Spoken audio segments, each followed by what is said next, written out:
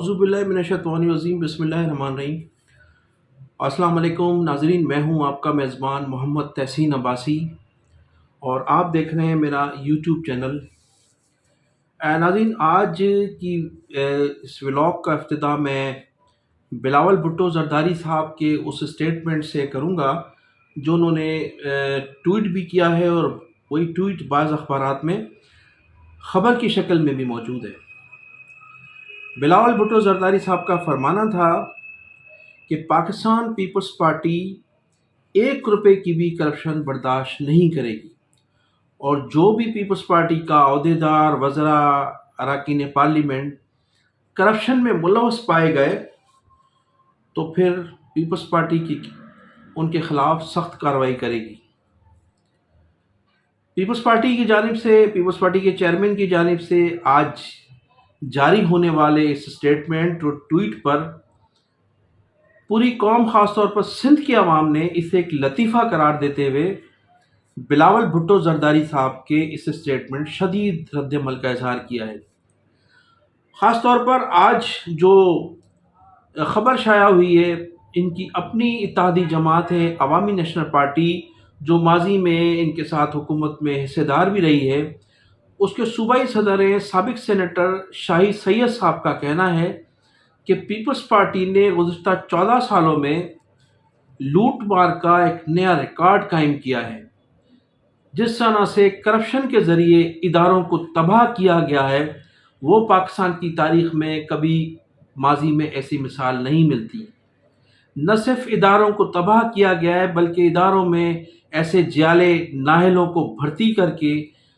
پوری طرح سے اقربا پروری کا مظاہرہ کیا گیا ہے۔ انہوں نے کہا کہ ایک طرف تو بجلی کی لوڈ شیڈنگ نے پورے شہریوں کو عذاب میں مبتلا کیا ہوا ہے، بلکہ پورے شہر کا انفراسٹرکچر تباہ ہو کر رہ گیا ہے۔ شاہد سید صاحب کا فرمایا کہ اس شہر کے جو مسائل ہیں، ان مسائل کو اس شہر کے شہری ہی حل کر سکتے ہیں۔ پاکستان پیپلز پارٹی ماضی میں کبھی اس نے کراچی کے شہریوں کو یا کراچی کے مسائل کو حل کرنے میں دلچسپی نہیں لی، اور یہ گزشتہ 14 سالوں میں بھی پاکستان پیپلز پارٹی کی دلچسپی اس شہر سے کبھی دیکھنے میں نہیں آئی، اور نہ ہی انہوں نے کبھی کراچی کی ترقی اور خوشحالی کے لیے کام کیا۔ ان کا کہنا تھا کہ اگرچہ کراچی پاکستان کا معاشی ہب ہے، اور اس پر خصوصی توجہ دینا تمام سیاسی جماعتوں کی ذمہ داری ہے۔ ان کے شہریوں کے حقوق کا تحفظ کرنا، یہاں لوگوں کو سہولتیں فراہم کرنا تمام سیاسی جماعتوں کی ذمہ داری ہے۔ آج شاہد سید صاحب نے جس ذمہ داری کا مظاہرہ کیا، جس طرح سے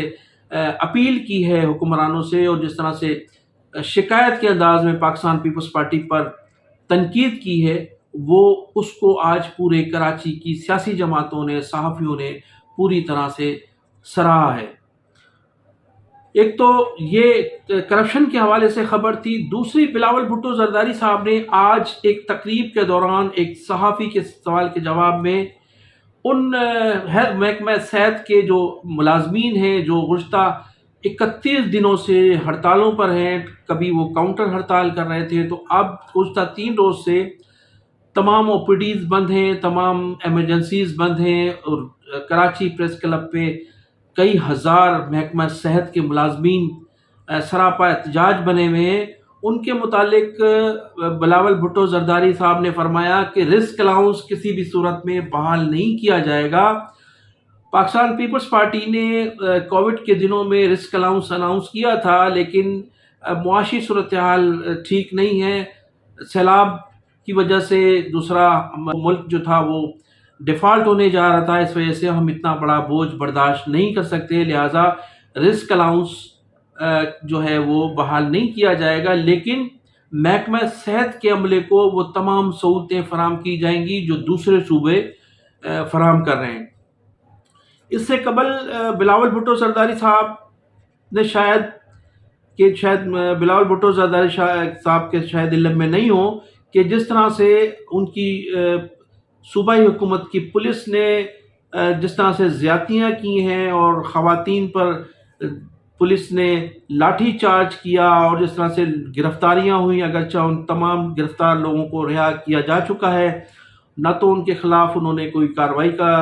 عندیہ دیا، اور نہ ہی انہوں نے اس بات کی مذمت کی کہ خواتین کے ساتھ جس قسم کی زیادتیاں کی گئی ہیں، ہیلتھ ورکرز کو جس طرح سے اٹھا کر گاڑیوں میں پھینکا گیا، لاک اپ کیا گیا،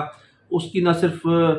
کوئی ان کا نہ انہوں نے جواب دیا اور نہ ان کو کوئی تسلی دی گئی ہے۔ تو بلاول بھٹو زرداری صاحب نے آج مکمل طور پر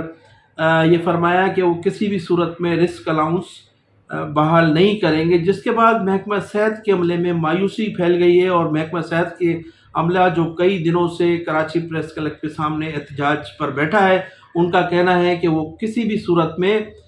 رسک الاؤنس کی بحالی کے بغیر یہاں سے نہیں جائیں گے۔ اگرچہ ہیلتھ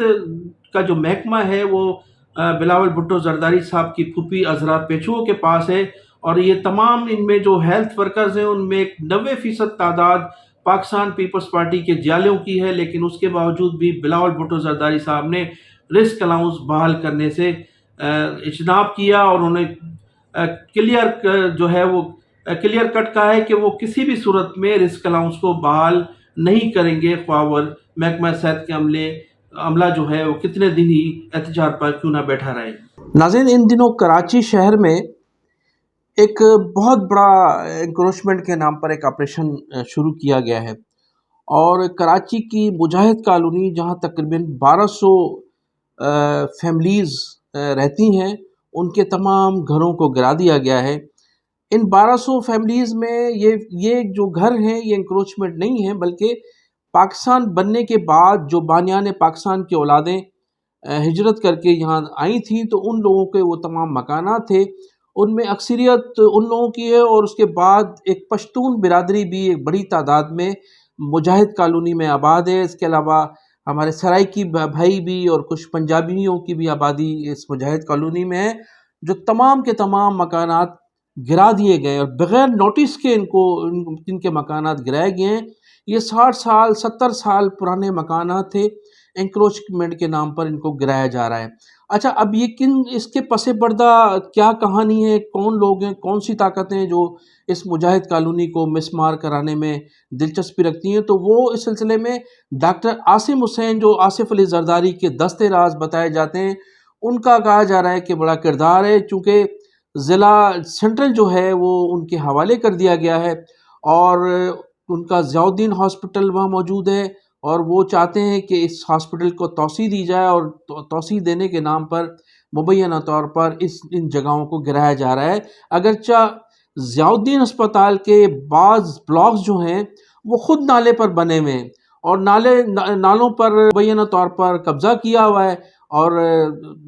لیکن ان آبادیوں کو مسمار کیا جا رہا ہے۔ ہزاروں کی تعداد میں کئی ہزار لوگ جو ہیں وہ روڈوں پر ہیں، اور ان کے لیے سر چھپانے کی جگہ نہیں ہے۔ آج کل کے مہنگائی کے دور میں گھر بنانا کس قدر مشکل ہے ناظرین، تو وہ تمام ہزاروں کی تعداد میں لوگ جو ہیں وہ روڈوں پر موجود ہیں، خواتین، بچے، بڑی تعداد میں مجاہد کالونی کو بالکل مسمار کر دیا گیا ہے۔ اس کے علاوہ ضیاء الدین ہسپتال کے نام پر جو گزشتہ دنوں ایک پانی کا کنیکشن بھی لیا جا رہا تھا، اس سے بھی وہاں کے شہریوں اور ضیاء الدین ہسپتال کی انتظامیہ کے درمیان تصادم ہوا تھا، اور وہ اس وقت کیس کورٹ میں موجود ہے، اور وہاں باقاعدہ واٹر بورڈ کے عملے نے اس چیز کو ایکسیپٹ کیا ہے کہ جو شہریوں کے لیے، جو علاقے کے لوگوں کے لیے پانی کی سپلائی کی لائن جا رہی تھی، وہاں سے کمرشل لائن جو ہے وہ دی جا رہی تھی ضیاء الدین ہسپتال کو، جس پر تنازع ہوا تھا، اور وہاں چند لوگوں کے خلاف مقدمات بھی درج ہوئے تھے۔ تو اس وقت ڈاکٹر عاصم حسین کا نام لیا جا رہا ہے، کہا جا رہا ہے کہ عاصم حسین صاحب جو ہیں وہ چاہتے ہیں کہ اس مجاہد کالونی کی جو انکروچمنٹ ہے، انکروچمنٹ کے نام پر اس آبادی کو بالکل اس آبادی کا خاتمہ کر دیا گیا ہے۔ ناظرین، آج اسلام آباد میں چیف الیکشن کمشنر ہیں جناب سلطان سکندر سلطان راجہ صاحب نے